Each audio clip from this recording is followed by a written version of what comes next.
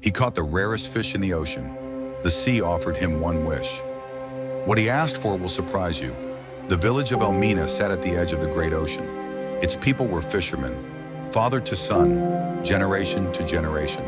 And among all the fishermen of Elmina, Kofi was the most dedicated and the least successful. Every morning before sunrise, already on the water, his small weathered boat, his worn nets, his calloused hands. While other fishermen slept, Kofi was already rowing. He was not lazy, not foolish, not careless. He was simply unlucky, consistently, persistently, exhaustingly. His nets came up light when everyone else's came up full. His boat developed leaks no one could explain. Storms found him specifically. His wife Amma never complained, which made it harder. His 3 children never asked for things, which made it harder still. They were good people, living a hard life, with grace. Until the morning everything changed. It was an ordinary morning. Gray sky, calm water. Kofi had been out since before dawn. 3 hours, nothing. About to turn back, when he felt it. A weight in the net, different, heavier, warmer. He pulled, and what came out of the water made him drop his oar. A fish, but not like any fish he had ever seen. Golden, not yellow. Deep, rich, actual gold. Glowing from within. It looked at him, with eyes that were wrong, not fish eyes, something older. Then it spoke, in a voice like the sound of deep water. "You have caught me, fisherman. By the ancient law of the ocean, the one who catches me is granted one wish. One. Choose carefully. You will not get another."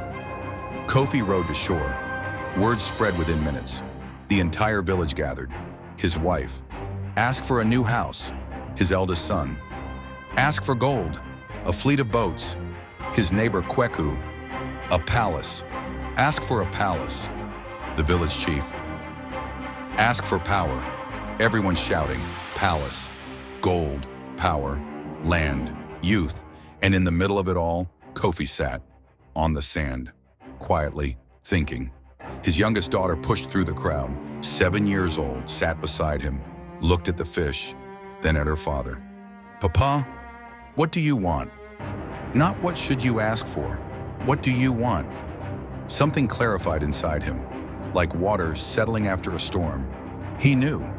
He had known since the moment he saw the fish. The sun was moving toward the horizon. 2 hours left.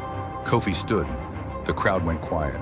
He walked to the water's edge, his wife beside him.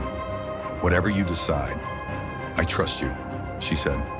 He looked at the village, the worn boats, the patched nets, the thin children, the tired faces. He looked at the ocean, vast, ancient, indifferent, then knelt at the water. "I have made my decision." "Speak," the fish said. "I do not want gold," Kofi said. The crowd murmured.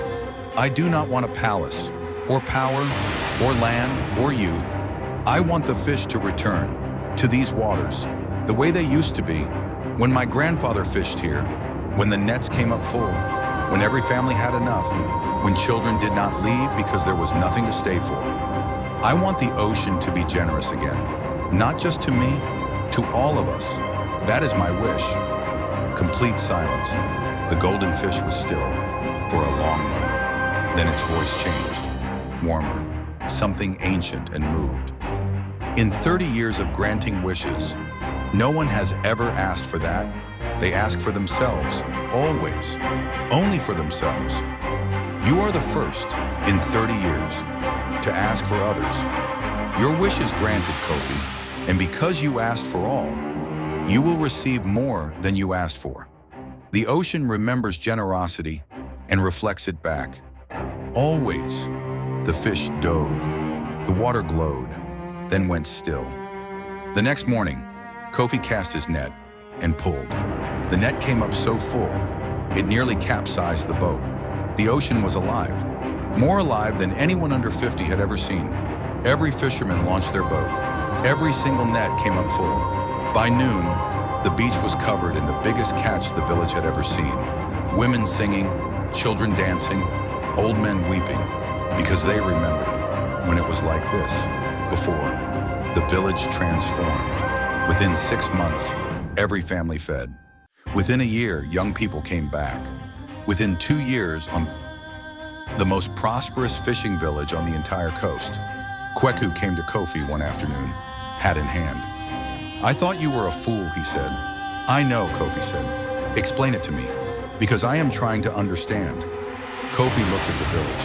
"A palace would have made me comfortable," he said, "but this makes me rich. Real rich. The kind that cannot be taken, because it lives in people. And as long as these people are well, I am well. That is the only wealth that actually matters." 1 year after the wish, the golden fish returned. "In the 30 years, I have granted many wishes. Palaces became prisons, gold became obsession, power became corruption. Every wish for the self alone eventually consumed the one who made it. But yours grew, the way good things grow, outward, into other people, into a village, into a future.